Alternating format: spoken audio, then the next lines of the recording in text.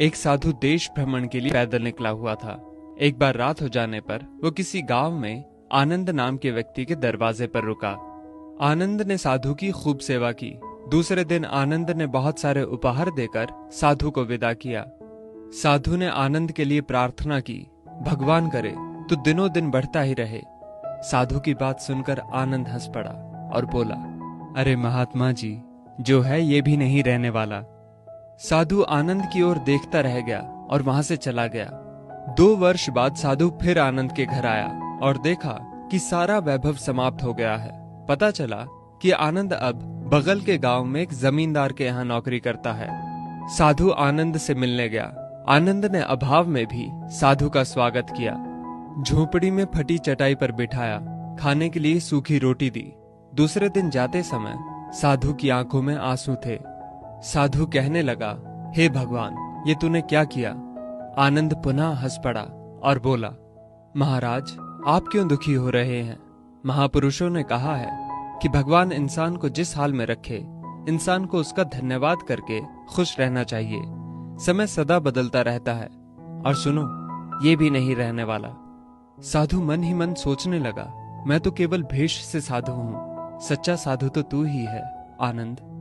कुछ वर्ष बाद साधु फिर यात्रा पर निकला और आनंद से मिला तो देखकर हैरान रह गया कि आनंद अब तो जमींदारों का जमींदार बन गया है।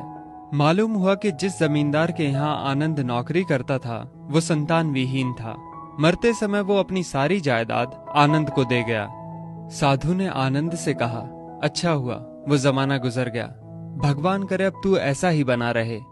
ये सुनकर आनंद फिर हंस पड़ा और कहने लगा, महाराज, अभी भी आपकी नादानी बनी हुई है। साधु ने पूछा, क्या ये भी नहीं रहने वाला?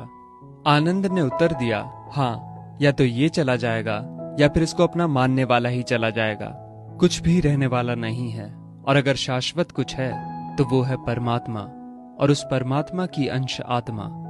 आनंद की बात को साधु ने गौर से सुना और चला गया। साधु कई साल बाद फिर लौटता है तो देखता है कि आनंद का महल तो है, किंतु कबूतर उसमें गुटरगू कर रहे हैं और आनंद का देहांत हो गया है।